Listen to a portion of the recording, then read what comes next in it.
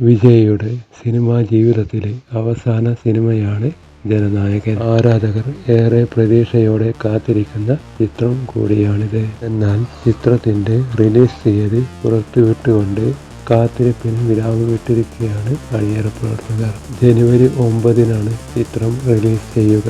2025 ഒക്ടോബറിൽ റിലീസ് ചെയ്യാൻ തീരുമാനിച്ചിരുന്നു. പിന്നീട് അത് മാറ്റുകയായിരുന്നു. പൊങ്കാല ആഘോഷങ്ങൾക്കനുബന്ധിച്ചാവും റിലീസ് ചെയ്യുക.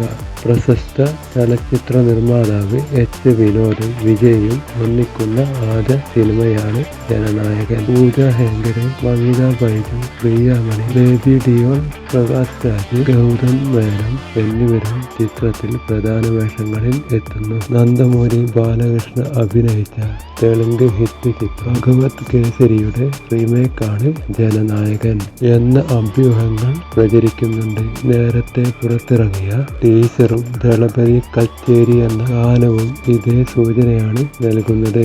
അനിരുദ്ധാണ് സംഗീത സംവിധാനം. ഛായാഗ്രഹണം സത്യൻ സൂര്യൻ. ആക്ഷൻ അനിൽ അരസ്.